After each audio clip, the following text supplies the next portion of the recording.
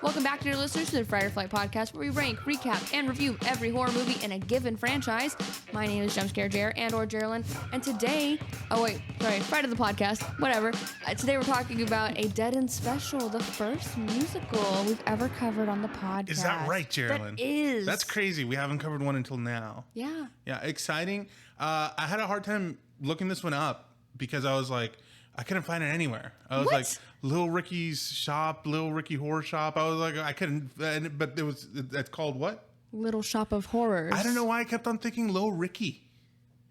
Rocky Horror. I think it was kind of confusing with Rocker Horror. Patrick Rocky. also did the same. He was like, I don't know. And I was like, dude, what do you mean you don't know? It's Little Shop of Horrors. I feel like it should be called Little Ricky's Shop of Horrors. Well, I get Rick Moranis. That probably is Rick Moranis. Yeah, he's in this movie. Also, who are you? What do you mean? You didn't introduce yourself. My name is Frankie, the Fright of the podcast.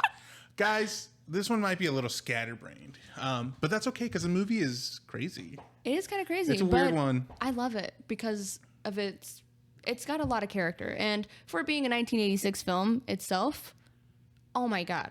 Yeah. So much is happening, but it's so good that, I mean, I don't have anything bad to say about it, truthfully. Well, talking about characters, we also have a special guest. We do. For you video watchers out there, we have Audrey 2. Audrey 2, also known in the movie as Tui, as the nickname as well. He's sitting right in between us.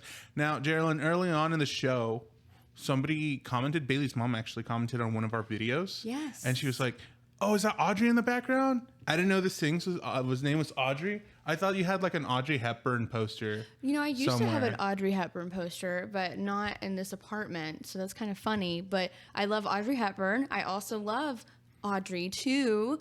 So yeah, I think that's really fun. And now we actually get to address the elephant in the room. Address the Audrey in the room. Yeah, address the Audrey in the room. That's better. So now here we are talking about, Little Shop of Horrors, which is something that I grew up watching.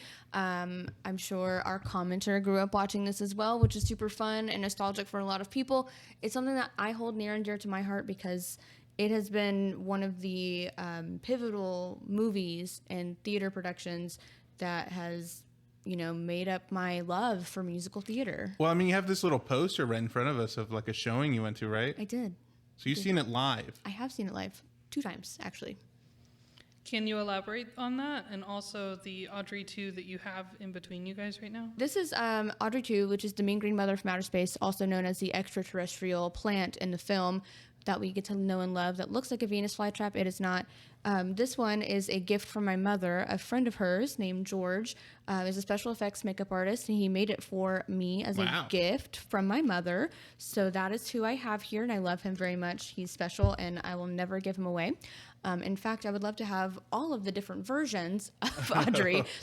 Eventually, I'd love to have the big Kahuna too in my home and have it in a corner. That'd be beautiful and perfect. That'd be awesome, yeah. And I would love it. That's how you know that I've won the lottery, is that I can have that in my home. Secondly, yes, to elaborate on the shows that I've gone to. So I, again, grew up watching this, and funny enough, I got to see this at TPAC, the Tennessee Repertoire Theater. That's like their smaller theater within the big TPAC, which is Tennessee Performing Arts Center in Nashville, Tennessee, which is a wonderful place to go for any musicals and whatnot. This was one of their off-Broadway shows because it is more known as an off-Broadway musical, which I disagree with that sentiment. However, I don't make the rules. And we got to see this. I don't remember if it was just I don't know. My mom just surprised me with tickets, and we got to go. It was a great time. I actually knew the guy who voiced the plant, which I did not know until later. Voiced by a wonderful, talented Bakari King. He actually later in high school became our choreographer for some of our show choir shows. That's awesome. He's so gifted. He does a lot of community theater work in Hendersonville and other places. Very gifted, talented person. Love him. So it was very cool because I knew him, but I didn't know him at the time. So it came full circle. That's awesome. My experience with Little Ricky's Horror Shop is just that I heard a lot about it growing up. You know, it's a name, it's kind of unavoidable in American pop culture. It is. But I've never seen it myself. And so I had a lot of expectations because a lot of people liked it. Same thing if, with Rocky's Horror. Rocky Horror Picture Show. That one. We'll eventually cover that one as well. And so, I heard a lot about it. So I was kind of concerned, like, oh, is this going to hold up for me? Because, I didn't get to it until 2024 and I didn't get to it until I was an adult. And oh my gosh, does it hold up? Like, the music's so good, but also something that surprised me more than anything was the humor. The humor, I think the movie is so weird. And even the humor is a little alternative, I feel like. Yeah. So it stays fresh. So, like, it's still, and to me, it seems kind of like youthful. It feels like the kind of jokes you'd make today. One of the funniest sections for me was when Seymour first introduces Audrey to his boss, and his boss is like, you can't just put that in the window and expect people to come in excited and interested about it. And then somebody walks in excited and interested about it. What a weird and strange, interesting plan. Yeah, exactly. I love it. Me too. Very on the nose humor. Yes. It's very. Well, that's another reason why I love it, though, is because it's theater. That's theater in a nutshell. It's very campy. It's just really, really cheesy. Yeah. Is the best way I can put it, but it works. It's like, I think a lot of humor now is self-referential and self-aware. And I think this movie is that same thing too, where I feel like it's kind of playing a little bit of a parody on itself at times. I think so. And I don't know if that was intentional, but I love what they did with it. I don't know that if you know that this originally was not a musical. The first version of it came out in 1960, which was a black and white film, which has now been refurbished and remastered with a color version. It was actually one of Jack Nicholson's first roles. Wow, that's super cool. I mean, I did see it at the end of the credits there. It said, like, adapted from a musical, adapted from a film. Yes. So the first film was 1960. Jack Nicholson actually played the role that Bill Murray plays in this film. Oh, man.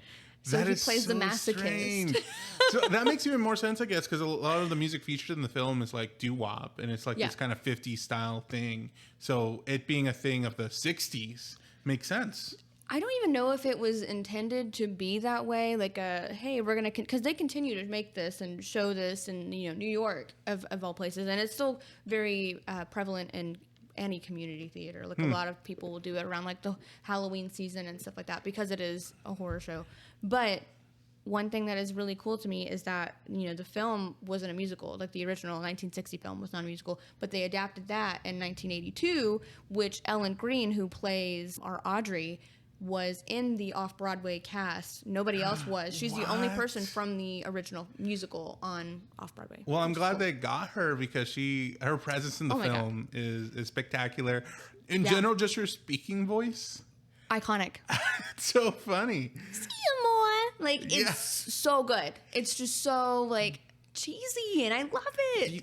And I love the dichotomy. I was waiting. I was excited when we got to the part of suddenly Seymour. I was like, now Frank is going to see her do this dramatic switch of going from her super high register to her low register. Amazing singer. It's just spectacular. Fantastic. She's also however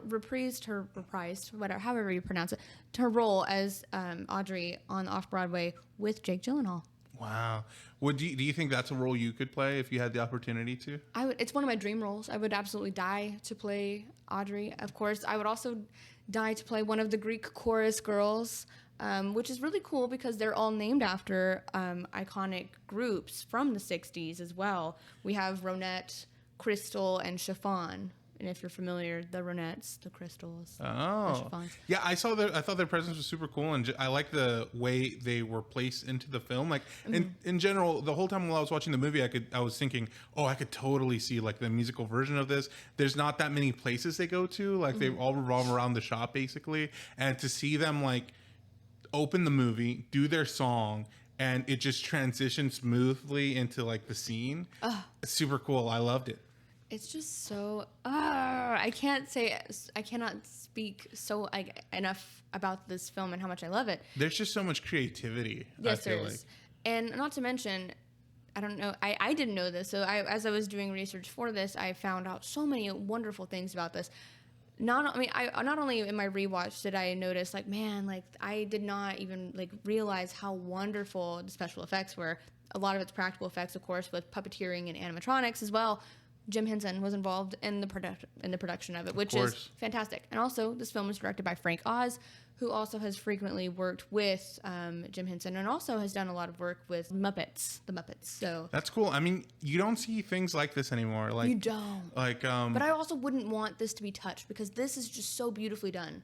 That like even the Broadway versions, or the off Broadway rather, they're really good, and I like watching them. But like this movie is one of those that I feel like you would do a disservice to all of the work that was put into it by redoing it. Even though I understand why people redo things, but you know, because they have like a love and passion for it, and they also want to show their version of it. But I just think this one needs to be left as it is because it's just so good. I want to see a new one. I don't. Cast Vin Diesel and The Rock in it. The Rock can be the plant guy or whatever. I really enjoyed this movie. I thought it really surprised me. And one of the most surprising parts for me was seeing the reveal of like the boyfriend and how he's like this motorcycle badass who's, you know, a bad guy, and the reveal of like his day job being that of a dentist. Oh my God, yes. Hilarious. So fun. Me, yeah. That's one of my favorite songs. I can't even say that. I love all of the songs. They're all so good. But that's one of my most like popular like ones that I go to a lot because it's just fun to just be like, yeah, I'll be a dentist. Like it's just the rewatch value, the musical itself, like the music always goes back to it. It's just so iconic. It's just so good. And I don't know if they knew what a gem they had at the time, but this thing like was nominated for so many awards, even later. So in the 80s, they had a lot of different nominations. I think over 14 different nominations. They actually didn't win many awards until 2013 when they created a director's cut, because I don't know that you know. I don't know which version you got to see of this. There is an additional version with a different ending. Oh, okay. So we have very interested in knowing 2 different endings in which one of them did not do well with test audiences.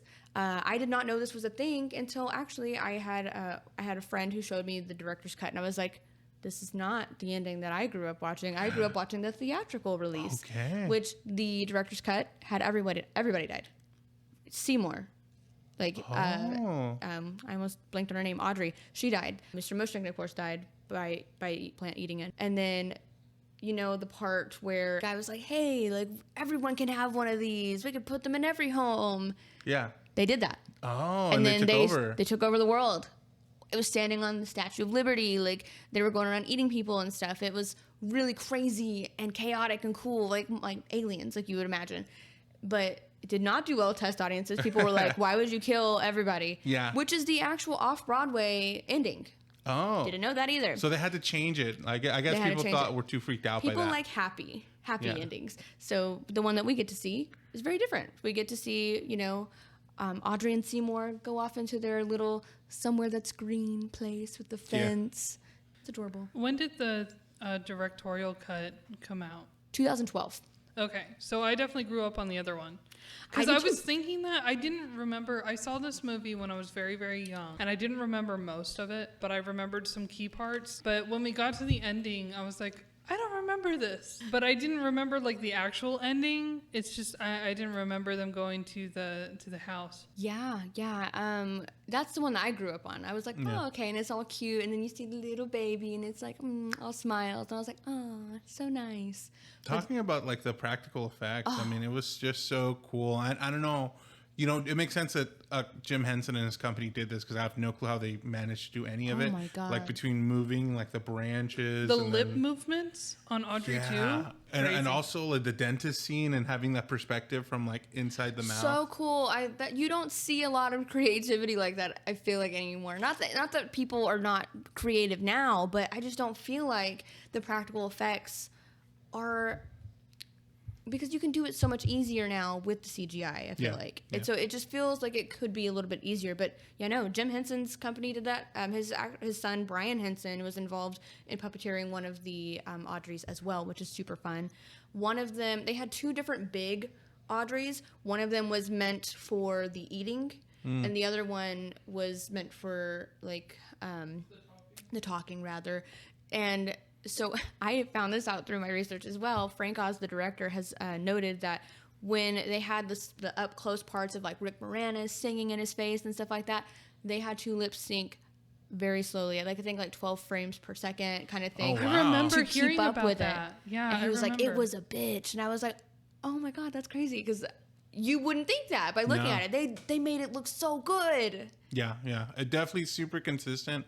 There's only parts of the movie where I'm just like, how did they do that? I know that this is one of the movies that I am just blown away by the special effects of. Like when I rewatched it, I was like, oh my God, like this still holds up to today. Like this is so impressive and beautifully done that like you just feel like you're immersed into this world. I was like, oh my God, if I had an Audrey, I would absolutely kill horrible people for it. Another thing that I really liked about the special effects was the sets. Oh my God, Especially when they went out and they were like outside on Skid Row. It had like this beautiful effect of looking like it was like a theater set where it's very flat and you see like the flat like painted background, but it was so like the colors were beautiful and it was atmospheric, and I just thought they did a really good job with the set design too. The only thing that I'm glad that they left out, which is shocking, there's a song that is much longer called The Meek Shall Inherit, when this is when he is getting all of his like little magazine deals and he's getting all of these like awards and, you know, his shows and stuff for his Audrey. And he was supposed to be, he was having like a fever dream almost, and it was like really the cheesy side like effects were like weird, like he was like it was like almost green screen with like money behind him, and it was like a weird dream, and he's like, Audrey's not gonna love me if I don't have this plant. And then the only cool thing about that dream sequence that I really feel like we missed as an audience is seeing like how this is impacting him, like his anxiety, and it like shows him as a plant as well. It's really cool. Interesting, yeah. But we don't get to see that. It's in the deleted scenes. But I think that's the only thing that I feel like, other than that part with him being the plant, I really didn't really feel like we missed anything. But for the musical like telling and storytelling purposes, I feel like you do get to kind of miss like how this impacts Kim, because I feel like you don't really get to see how this like eats away at him a lot. Okay, well, I want to ask about that. You know, we're talking about the practical effects. We're talking about the humor of the movie. What do you think, if any, like, what is the theme of this movie? Oh. What is it about? Is there a deeper meaning to Yes. the movie, or is it all just silly, goofy time? Oh yeah, I think it's definitely deeper. I mean, especially with the Feed Me song, it's definitely revealed like, oh, like I can definitely like help your dreams come true type of thing. Like if you want a room at the Ritz, like I got you. Like he's an alien, but he's also like, you're selling, like as long as you keep feeding me and you kill people for me to make me like live. Like, I mean, obviously he has ulterior motives being an alien. He wants to take over the world type of thing, but like fame and greed and all of these things, like, you know, class and getting out of like, you know, I mean, they're literally on Skid Row and they're like, oh, I would do anything to get out of this place. It's really like classism and, you know, poverty to me. That's just me. Like, but I mean, that's something that is very prevalent now. I think that still holds up. Yeah. Yeah, I was wondering that throughout the movie, because, you know, Seymour is very troubled. You know, Poor guy. I just want to give him a hug. He seems like a good guy, right? Yeah. But he kind of also seems like he doesn't know much better. You know, like he has this guy who took him in and he works for him and will do anything he's asked to do. Yeah. And that's kind of the end all be all of his person. Like he has wants, but he doesn't, it looks to me like he feels like he can't achieve those things.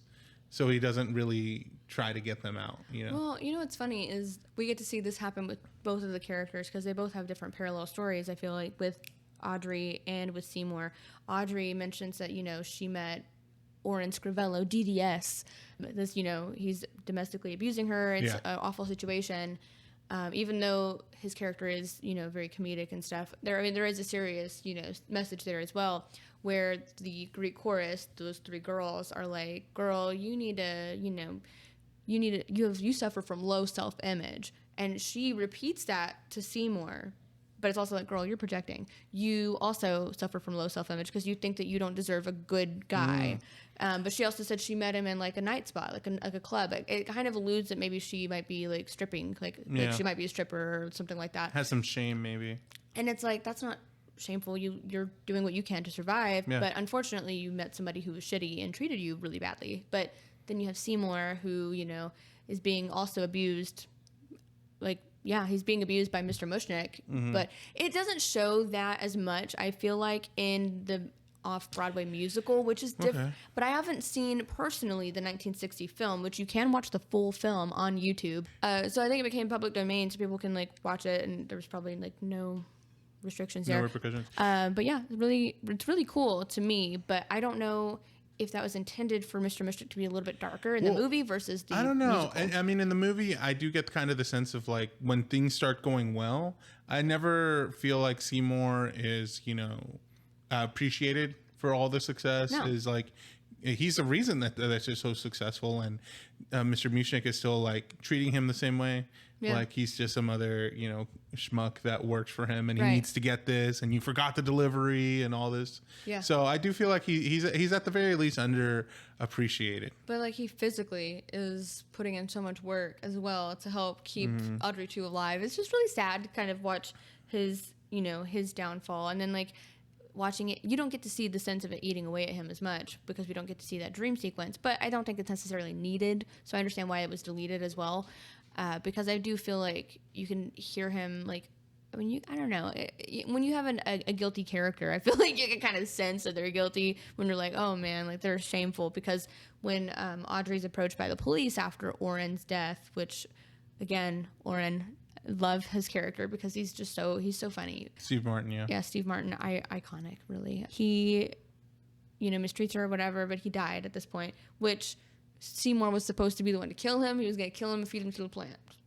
So that didn't happen, which is really funny because it's like, oh, he didn't actually kill him, but he still feels guilty. Yeah. I mean, he still chopped him up into pieces, isn't there? Which is kind of shitty, if we're being honest. Because let's be real. Audrey 2 was being really picky, and then she's like, chop him up. Yeah.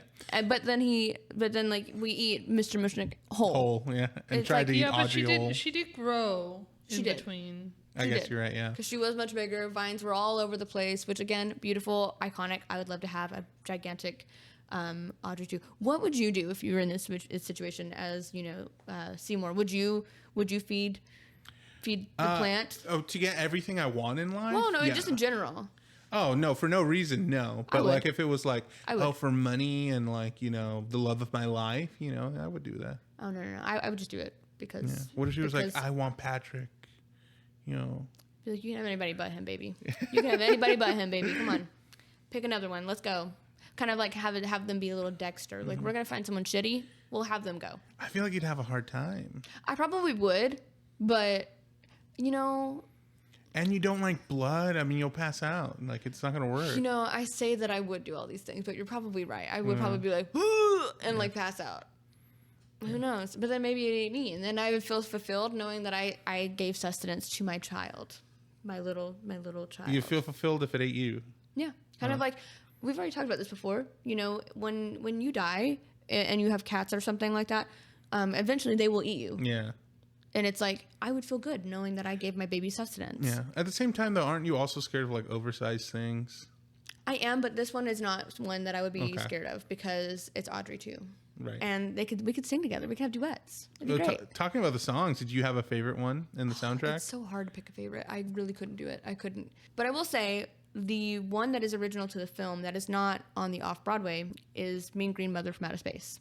It was nominated actually for a Best Original Song Oscar. Did not win, but Levi Stubbs did do a performance live for the Oscars. This is the first song also with profanity that was entered in and nominated. Wow. And he did have to, of course, edit the song for the live performance, which whatever, boring.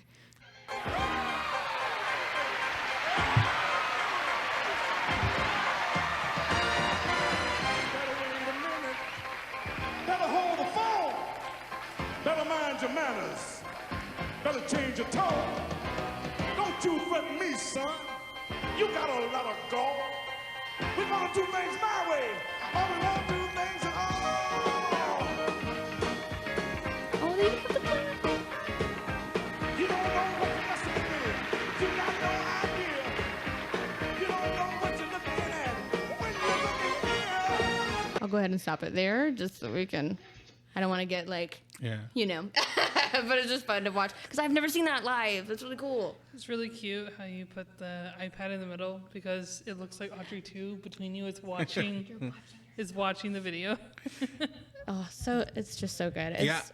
I mean, that is super cool. I'm surprised, honestly, just to see that the Academy would put on a performance because I'm going to be real. I really enjoyed this movie, but I did think like, oh my gosh, this is really weird. It's really out there. I would have assumed it went more the route of like a cult classic. It did though.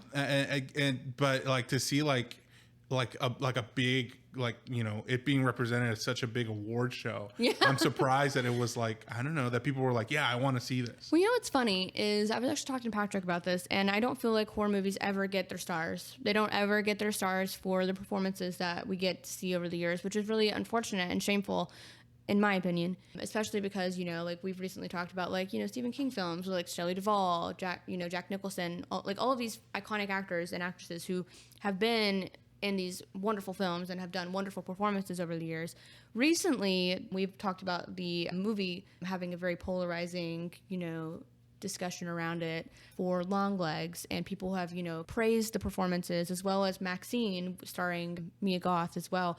People were like, oh wow, these are great. The Academy also posted a tweet like praising performances in recent horror films. People were like, oh, so you do recognize horror films. But they just don't ever really get their stars, which is really just sad. It's because I would hope that it would change, but I think that it also kind of gives it their own community in a sense, because like they have Fangoria awards and all kinds of different awards.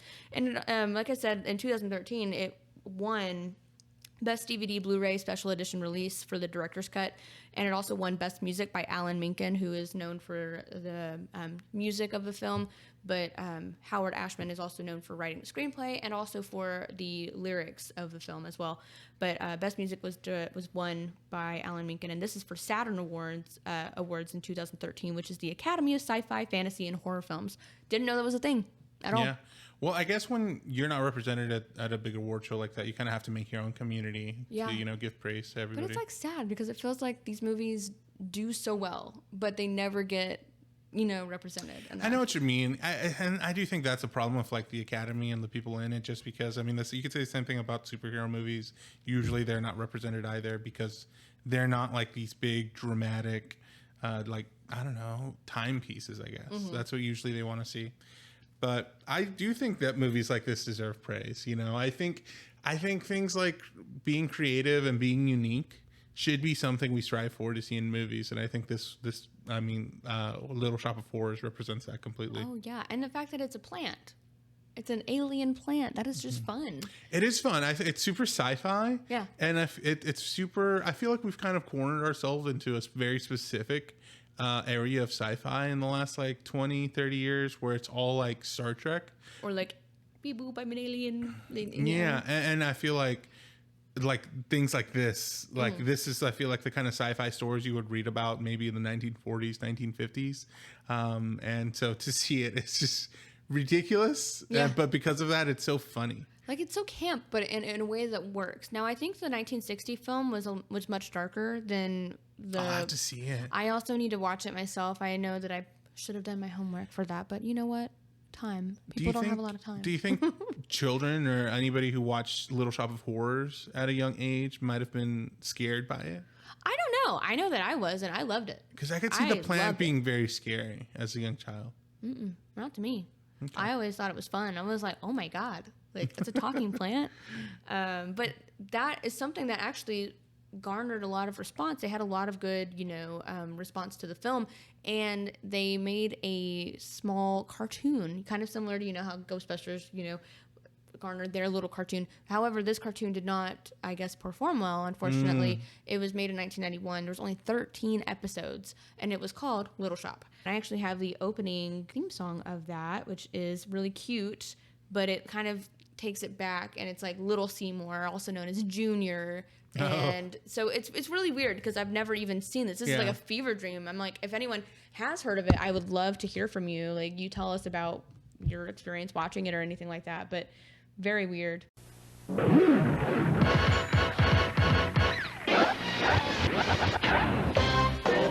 Little shop, take me to the little shop.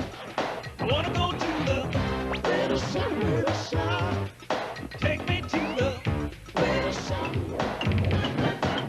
Alright, it's time for me to bust a rhyme. So sit back and chill for a while. I'm coming at ya like Toon style, so get ready for a funny bone overload at the Little Shop. Yeah, boy, in full effect. Yo, the Little Shop posse is gaining respect, so break out before I put you in check.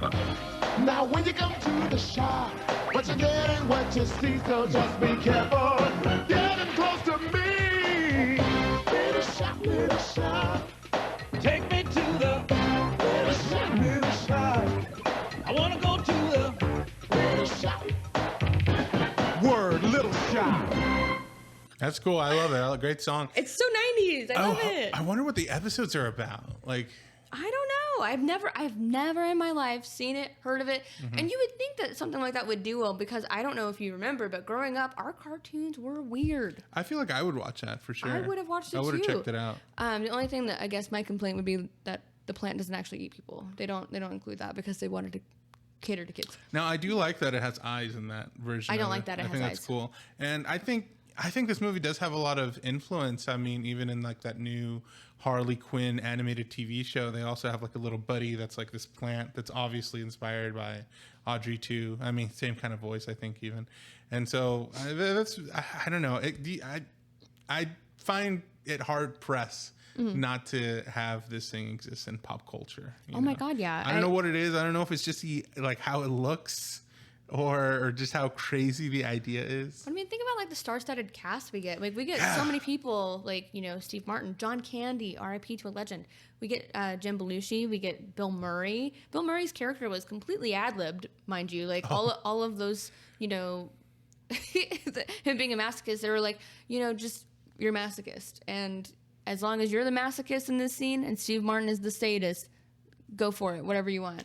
Yeah, you know, I wouldn't have known who that was since we've seen Ghostbusters, but now that we have, I did recognize him as soon as he showed up. Oh my God. It is so funny. So funny and disturbing. I also love that we get this hilarious part where he's like, have you ever seen what a neglected mouth looks like? And then he like turns on the light and it's a dog. Yeah. It's a dog mouth. It's like, what? That's a really good impression of him, by the way. Some dentists really do try to gaslight you like that, though. That, So yeah. Yeah, I don't he's trust a dentists. dentist for a reason. You know what's funny is that Alan Menken actually included this as like a thing for, you know, Oren Scrivello.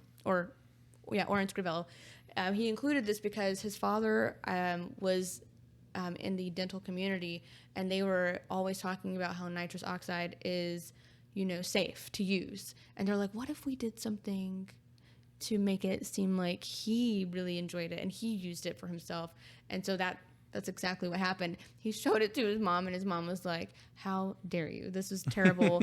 Something that your father has done for years, trying to, you know, like support the safety of it. It's just hilarious that You're just ruining it. yeah, but for comedy. I think it's funny because I think when you hilarious. pull from your experience, like Dan Aykroyd doing that with his family with the ghost hunt, that's just fun. Yeah, that is fun. And I mean, the whole scene of Steve Martin's character, like when he puts the mask on and Seymour has the gun and he's like, oh, this isn't good for me, is it? And he can't stop laughing. Yeah, I know.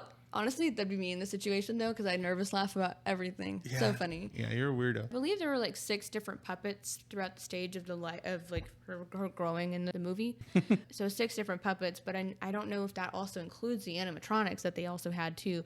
Man, let me tell you, the way that it all is integrated into the film, like it just is so seamless. Like you really believe that this is a real character when you're watching it, and it's impressive to me because there are some movies that are very dated that we've watched that you're like, okay, well you can tell, like, you know, for It, the version, the TV made for TV version, they're stop motion. You could tell it's stop motion. But I mean, it's still really good work. But like, I don't even think for a moment I was like, man, that looks fake.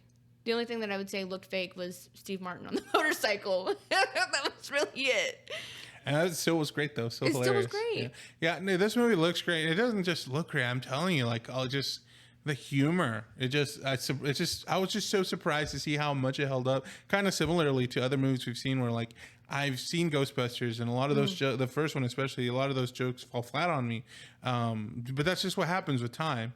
But with this one, I was like, it was hitting everyone out of the park for me. It's just a really well done thing, well done film. I can't really speak anything negative about it. It's just way too good. Yeah, me neither. It's hard also to have a critique on a movie like this because it's not something that like has been done. So it's not like you can be like, oh yeah, they should have done it like this when everything is out of left field, you know? We did talk about the movie adding their own original song to it, but several songs that were cut from the off-Broadway production were closed for renovation. Moshnick and Son. Now it's just the gas, like that's in parentheses. Call Back in the Morning and the finale, Don't Feed the Plants, which Don't Feed the Plants is the one that they play while everyone's getting the plants and the aliens taking over the world. It's just really cool that you know that they do that. But I don't know, I can't. It's just so fun. I don't even think those songs were really missed. Now, when I saw that live, I was like, oh, I don't remember this song. But then again, my first experience with it ever was the 1986 film. Now, when your first experience with something like that is that film version, you are going to constantly be comparing. So, like, I would be like, oh, I don't remember that.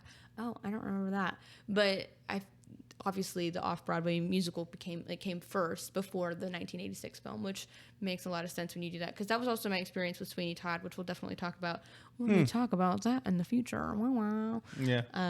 But I think this is a really fun musical to like start with though for our show. Yeah, for sure. It makes me interested. I want to see a live production of it, like really bad.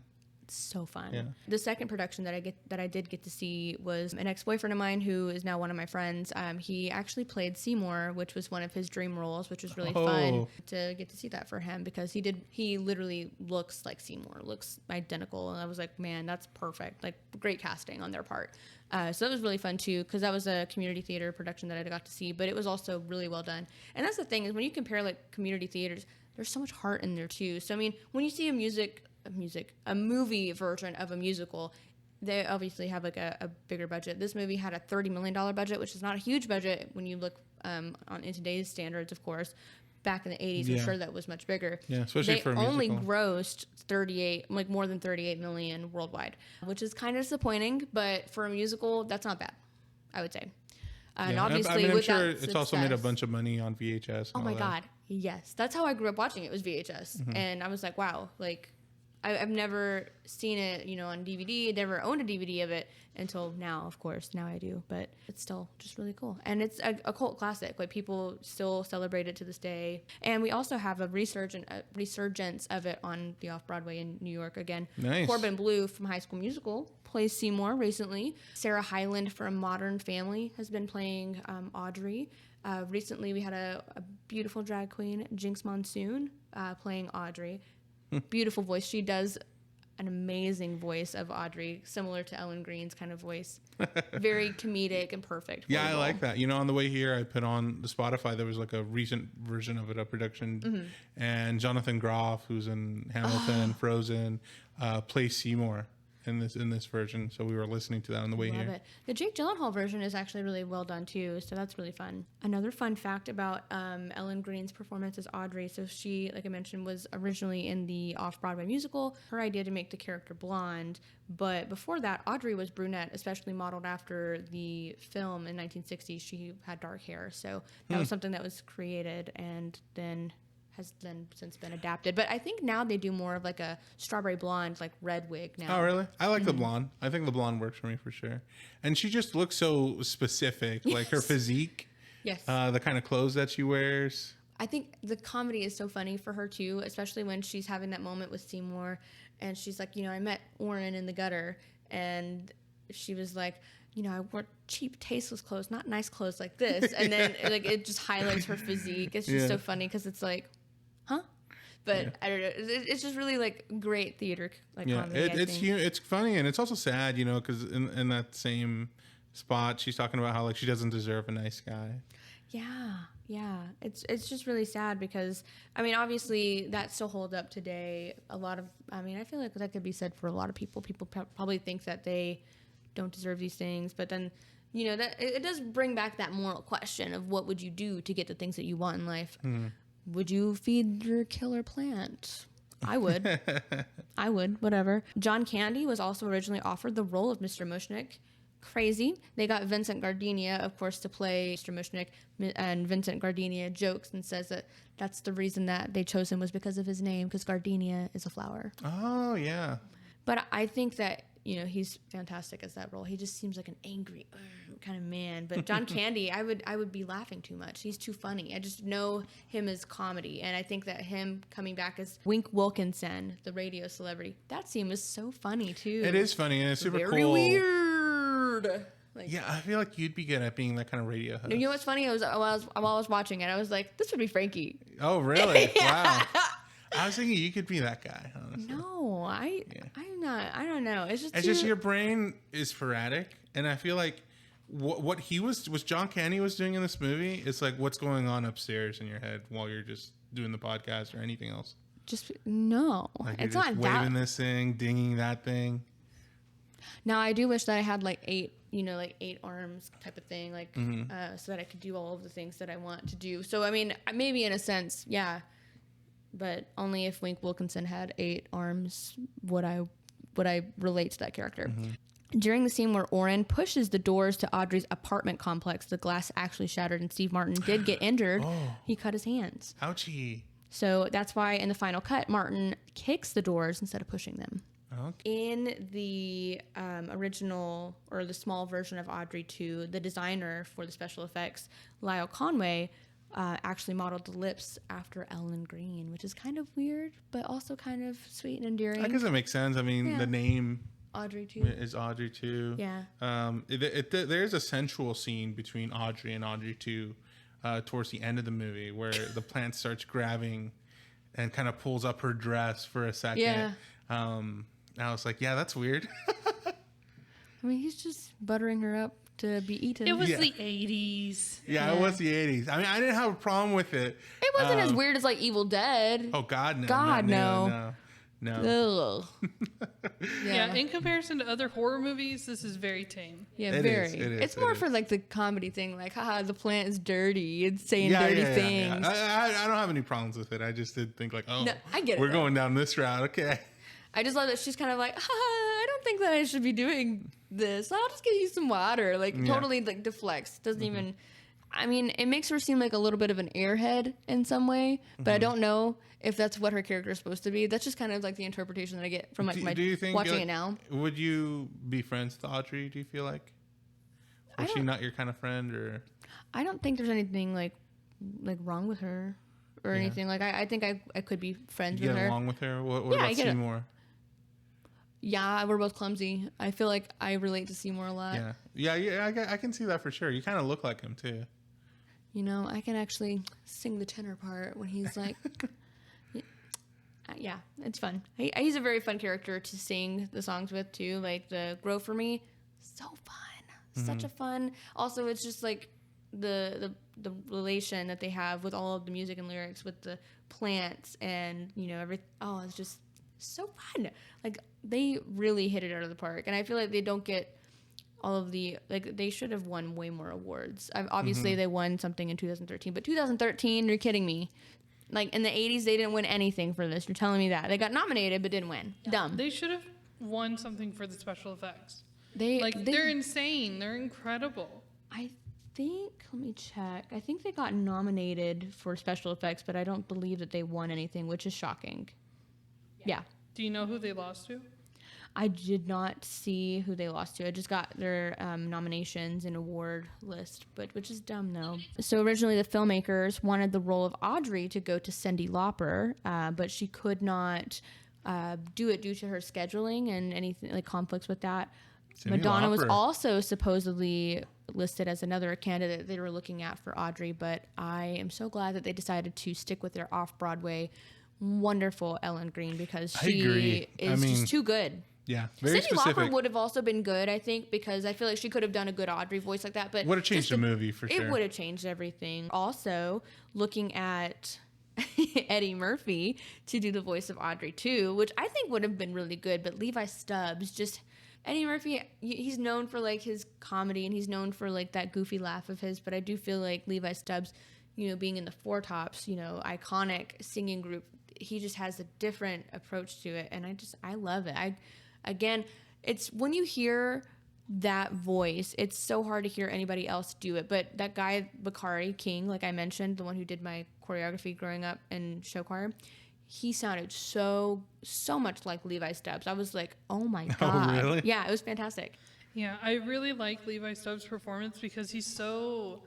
Obviously, he plays Audrey 2 to be very funny and comedic, but at the same time, Audrey 2 is still scary.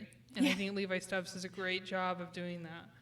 You know, the whole feed me and, you know, whining and stuff. But then Audrey 2 is also actually intimidating, you know, while being funny. Yeah. So I think he did a great job. I'd be scared to be in the same room. One of my favorite parts that the delivery of his lines for it was he was like, well, what do you want me to do? Slit my wrists? And Audrey 2 was like, I'm like, oh, it is terrifying in nature, but it's also comedic. So it's just so good. I really like. It's just. I wish I had one. But it would have to be Levi Stubbs. I'd have to have him be dubbed by Levi Stubbs all the time. But it's fine.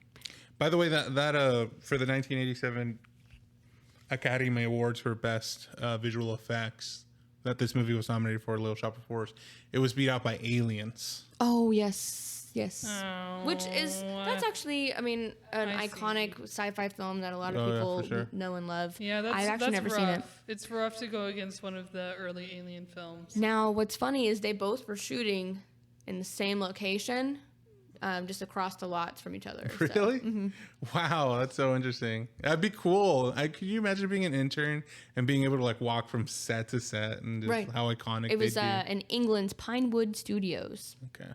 So that's where that was shot. Oh, yes. This is just a really fun tidbit. For the scene where Mr. Mushnick offers Seymour a way out during the song Supper Time, Frank Oz initially wanted to use over-the-shoulder shots. However, he had to resort to close-ups for both of them separately because they kept making each other laugh. That's so funny. I'm not surprised, though. I mean, I feel like it'd be hard to show up on set and not laugh with all the cast that we get in this movie. Right. Orin Scrivello, other actors that were considered for this part were Tim Curry and Gene Wilder. Now, Gene Wilder, I love him. I don't think he would have done fine because he does great comedic like roles, but I think Tim Curry would have been really, really cool to watch. I was thinking this entire movie, I was like, man, this would be such a good fit for Tim Curry. It would be, because like his iconic performance in Rocky Horror as Dr. Frankenfurter is just so wonderful, and I cannot wait to eventually talk about that. We'll have to cover that eventually. It's so. I mean, we could do a whole thing about horror musicals. There's just a wide variety of them, which is just fun. Yeah, I know we briefly... Sweeney Todd, Rocky Horror. Eventually, we'll have to talk about Repo, the genetic opera, because, you know, there is a tie-in from the Saw franchise. Yeah, I remember talking about that, yeah. So I'm excited to eventually cover some of those that I've grown up watching and loving as well. Another really fun tidbit, we mentioned one of Jim Henson's kids being involved in the puppeteering. His other child, Heather Henson, was the kid who was leaving the dentist office with the retainer, who was like, ah! And Bill Murray's like, consider yourself very lucky. Yeah. So funny. Bill Murray, great job in this movie. Really funny. He really, really did. I like how he's sitting in the chair. Yes. You're like his feet on the chair. Oh, it's so fun. I love the part where like it's the over the shoulder scene where Orin like reaches over to like do the teeth work, and then you just see Bill Murray just grabbing his shoulder sensually. Oh yeah, so funny. It's kind of like that song like, is somebody gonna match my freak? It's like he matched his freak and he was like, I don't like it. Yeah. I like when he spits out all the like foam that was in his mouth. I like that he comes with his own equipment. Did you notice that? No. He came in and he was like, oh yeah, and he starts turning on things. Like he likes going there because obviously he's a masochist. Yeah. And he pulled out his own little like dental thing, you know, like the little like bib that they always do, and he started putting it on, and he brought out his own little things, started popping them in. Hilarious. Yeah. Couldn't be me. I hate the dentist. I also hate the dentist. I don't like going to the dentist. I don't trust them. I feel like they just want my money and they want to torture me until I hand it over. Yeah, I am not really a fan of the dentist myself either, so... Yeah, so the depiction of the dentist in Little Shop of Horrors, I feel like is pretty accurate. I would say so as well. It's pretty terrifying. 3 things that I have to mention. So the ladies who played the Greek chorus, 2 of the 3 of them are actually later, they worked together in the show Martin with Martin Lawrence. So that was Tychina Arnold, and Tisha Campbell. They played Crystal and Chiffon from the Greek chorus. They were also in Martin. And then you also, I believe one of them, I think Tychina Arnold is the mother from Everybody Hates Chris. I could be wrong. I mean, I could see that.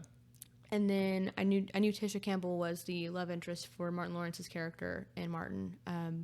But I've seen both of them in other roles, which is just fun. Just a fun little tidbit. Christopher Guest. He is also the campy, oh my gosh, I see this strange and interesting plan. Hilarious. I loved him. He's married to Jamie Lee Curtis. They are spouses. They have children together. Wonderful. Wow. I was like, look at him. Look at him go. Yeah. I thought he was so funny. Out of all like the guests or whatever, including like Bill Murray and Steve Martin, he was the funniest to me. Like even though he had just had that one little spot. It's just the delivery of the line. Just over the top and just like, oh, I guess I'll have to buy $100 worth then. I guess I'll have to buy twice as many. Yeah. Twice as many. It's so campy. I love it. Me too. Miriam Margolyes played the nurse. She's also I cannot remember the name of the character, but she was in the Harry Potter series as well in the films as the Daniel character. Radcliffe. It's not Daniel Radcliffe. Miriam Margolyes is the actress name. She was the one with the plant house, the greenhouse, with the yes. with mandrakes, but I can't remember what her name is. Bailey knows, but it's disappearing from her mind. But she knows who it is. It rubs off on people whenever you can't remember. Then it's like, I'm gonna scrub every memory of this off your head. Yeah. She played the nurse in this film, but later in her biography, her memoir stated that Steve Martin actually physically abused her on the set, which has since been denied by Steve Martin and by Frank Oz, the director. Was like, no, we made sure that she was comfortable. So I don't know what happened there. Very sad to hear that. I hope that nothing was true in that aspect, but I did find that in my research, and I was like, oh my God. She was almost unrecognizable as well in this character, but I know that she was involved in like the song, I'm a dentist, and it was, him like pretending to punch her and hitting her with the door. But I hope that it wasn't true, because at least it looks like theatrical and fake. Professor Sprout. That's her name. There we it's go. Really Sprout, and that's not, I was That's funny. overcomplicating it. I was Very like, on it the has to nose. be weird. That's funny that she played a character in a movie like this, and then she worked with plants in the Harry Potter Yeah, one. living plants like mandrakes. Yeah. Yeah, that is fun. Other than that, I did also find in my research that because of this film, they also created a comic book from DC Comics with this, and I haven't done any further research on that, but I would like to find it and own it. Well, I wonder if that's what like the Harley Quinn is in reference of, because she's a DC character. I didn't even cross my mind until you said that right now. That's crazy, because now I'm gonna have to like do some further research and I'll find it. And if I do find it, I will plug in the information as well, because I want you guys to also look at it. Yeah, the character's name is Frank the Plant in the animated series, at least. Okay, what do they look like? Exactly like Audrey 2. I mean, Oh, cute. exactly the same. That's funny. That's really funny. And, that would make a lot of sense now that you mentioned that, though. The DC comic. Yeah. That went over my head. But yeah, I grew up watching this, so it's really near and dear to my heart. So sorry for geeking out a little bit, but it's always fun to talk about things that you love. Again, I think probably my favorite song specifically, just for the melodic tones and stuff, it just feels really spooky, is Supper Time. Supper Time. Mm-hmm. And that's from the off-Broadway, you said, or is that in the movie? It's in the movie. It's the part where Mr. Mushnick is like cornering him with the gun. And is like, oh, I'll feed it. Just tell me what you feed it. And then he's like, kind of pushing him towards Audrey and stuff. That song is just, the music, like the composition behind it is just so, so good. I just cannot praise it enough. For me, it's Downtown. Oh yeah, that's one of my that's my go-to. Like I'm singing, I'm like, oh yeah, I gotta sing that one. Yeah, it's just great. I like the vibes, the doo-wop of it all. I think it's fantastic. I also like the opener of the movie. So I looked more into Frank from the Harley Quinn show. Forgive me. He is original to that show, so he's not in any comics or anything. But it is deliberately stated that he's a reference to Audrey 2. Very cool. Yeah. Very cool. So see, influence on pop culture. I mean, very it's still much around influential here in 2024. And his name is based off of the director of the movie, Frank Oz. I love it. That's cool. Do you have a favorite song in the movie, Bailey? Ooh, I don't know. I like so many of them. It's hard to like. I don't know. I really like. I don't know what the song's called, But I love it when Audrey 2 is at first, like, feed me Seymour. Oh, that one's actually Yeah. Feed Me. Yeah, I love that one. And I've seen a couple, like TikToks of different people who have done like community theater shows and they've played Audrey 2 and they're singing that song and it's so great every time. Oh man, I bet it's a heyday when people get to actually play Audrey 2. I love to hear different renditions of it. Feed me. One of the cool tidbits about the music as well, Alan Menken with Somewhere That's Green, when he was writing this, it's like a longing, which Alan Menken is very well known in the musical industry as well as Disney. He actually was writing The Little Mermaid while he was doing this, and because of Somewhere That's Green, that's where Part of Your World kind of, because it's like that longing, that dream, like so that's kind of where he was inspired for that. So that's really fun. I could tell. That's a 1-to-1. He is actually behind a lot of the Disney musicals. When you go back and listen to it, like Aladdin, all kinds of them, like so many. Yeah, the Renaissance era. Yeah, he is the godfather of our Disney musicals. That's a great song too. In this one, Somewhere That's Green. It is. It's one of my. I would say it's one of my least favorites, and I know that that's. It's just because the tone is so different, but it's so funny when you go back and listen to it because she's like, on our enormous 12-inch screen. Yeah, and it's tiny. Like, that's nothing. Yeah. I'm like, this is probably 12 inches. Yeah. Actually, it's 10 inches, but it's fine. Flipping through the magazine, too. I think so funny. But, like, as a child, I was just like, oh, I hate this song. But when I go back and watch it now, it's a different lens because I don't think I understood a lot of the humor growing up. And now as an adult, I'm like, oh, my God, that's so funny. That's so good. Like, one thing that is a horrible joke, but it's funny in the way that it's delivered, is Audrey 2 like did the little. It was when it was a very little version of it, and it like sunk down. And he's like, "Well, you're not going anywhere. You got to stay here and tend to this plant." And he's like, I think there's something wrong with Audrey 2. And he was like, well, between you and me, Mr. Mushnick said this. He was like, between you and me, I think there's something like going on with Audrey 1 too, or whatever. But like he's like, I'm not doing it justice. Watch it again and you'll see it. I promise. But I remember that moment you're talking about. Yeah, the delivery was perfect. I cannot deliver it well, and that's why I'm not a comedian. Hence, so which is great. I just think like it's really on the nose humor, and it's just perfect and campy, and it holds up really well along with all of the different musical elements. And again, the Greek chorus, so fun. You don't get that often in musicals, and I love their costume changes. They had like over 17 different costume changes. Oh, really? And growing up, I loved their outfits. I was like, I want to have all of their clothes. I just love seeing them show up and see like how they'd be like in a corner, come out of an alley, or the reflection of the window, stuff like that. And I just thought the integration was super cool and creative. Oh my God, yes. You don't get enough of that in a lot of the musical theaters. I mean, you do it now with like, I feel like they've definitely implemented that with like some of the more horror themed musicals, like they do it for Sweeney Todd with the original Broadway musical. So that's kind of a nudge in the future. So I will let you know that you get that in the Broadway version of the musical, but not in the film. So, so are you ready to grade this movie, Carolyn? I am. Okay. I am. Do you want to go first? A+, easily. I can't. I mean, the casting is great. It's a lot of comedic elements, comedy legends as well. Rather. Frank Oz did a great job. Jim Henson as the puppeteering animatronics like company behind this. Didn't know that until recently, and I was like, oh my God, of course that makes sense because The Labyrinth, Dark Crystal, all of these wonderful films that were my childhood growing up. I really just cannot say enough that I've already said. Like, so I'll go ahead and stop. It's just A+ for me. I just can't. Okay, for me, I was a little bit worried about coming onto the show, giving it a grade because I know people hold this movie belovedly, and I didn't want to come on here and just like hurt everybody's feelings. But you love it now. But it was great. It was a super fun time. I also give it an A+.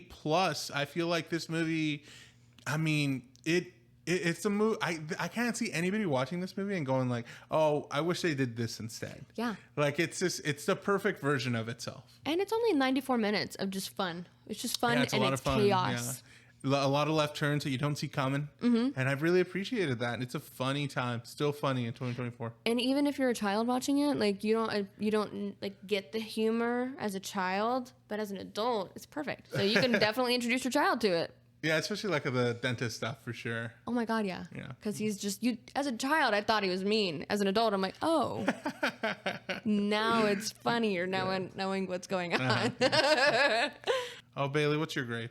Oh, this is an A+ for me. I could watch it over and over and over It's again. just so good. Rewatch value. Music. Also, do we want to maybe talk about what we're going to be doing next?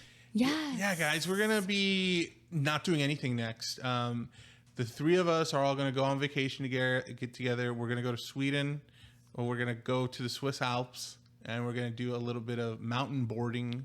I don't know who this we is in that, because what money do you think I am made of? Because it's all coming out of the podcast money. Don't worry. Yeah. This is what Oh everybody yeah, is. the podcast money that we definitely make. Yeah. Thank you, Vampons, for sending us to Sweden soon. But don't worry, because we will be back. But while we're in the Swiss Alps, we're going to be taking a little bit of a break, and then when we're back from there, We'll be sore and tired from yodeling, eating so much chocolate over there, spending days with the cows. but luckily for you guys, we have a new season lined up for you. We do. It's coming out in September. September, we're going to be coming out with a Tim Burton season. Yeah, like this at the beginning of this year, like we did a director focus, or well, not really director focus, but like a creator Focus. We did a Stephen King season. This time we're going to do Tim Burton movies. We're going to start it off with Beetlejuice. Yes, and we're gonna lead up to the new Beetlejuice coming to theaters, so that's gonna be really fun. I'm so excited. It's all coming back. I'm just like, oh. Yeah, it's gonna be a lot of fun. So I hope you guys, hang on for the weeks that we're gone, and join us to cover a bunch of Tim Burton movies. Join us, yeah, anytime. You can watch old episodes. We just recently did Twister and Twisters, which was a great time. So definitely go back and listen to those. Check them out. Check out the Quiet Place season. Yeah. Guys, we have so many episodes. So many. Go back and go through them. You could start anywhere, really. Yeah. Listen to our Cabin in the Woods episode. Yeah, that was an oldie, but a goodie. Yeah, our first Menu. Dead End special. Yeah. That's right, yeah. But thank you so much for tuning into this week's Dead End special, where we just focus on, one random film that's not tied to any other franchise. So that's what's fun about it. It's our first musical, so thank you for hanging. Sorry for geeking out. You'll see more of it, because it'll come out, I'm sure. Maybe even costumes. Who knows? Anyway, follow us on Fright Flight Pod at all social media, and email us at frightflightpod@gmail.com. And Vampons, your periods don't have to suck. Vampons are, what are they? They're cruelty-free, BPA free. BPA-free. FHS and FSA eligible. FSA, FHSA. You're screwing me up, man. FSA, HSA eligible. They are eco-friendly tampons that are guaranteed to not suck like your mom's tampons. And they're braided for superior protection. They so are. no leakage. Yeah. And Yeah. also refillable, eco-friendly boxes. You can refill them, or re-thrills, as they like to call it. So use code FrightFlightPod for 10% off your order. Yeah. They're a small-owned company owned by real women who are also real vampires. So, you're supporting some real good stuff. Hells yeah. But yeah, thanks for tuning in, and we'll see you in September with Tim Burton. Thanks, guys. See you then. Bye. See you then. Bye-bye. Bye. Thank you for listening to Fright or Flight, a Live Oaks Village production. This episode was hosted by Geraldine Johnson and Saul Alberto Arzmendi Ochoa. Produced by me, Bailey B. Edited by Geraldine Johnson and music composition by Saul Alberto Arzmendi Ochoa.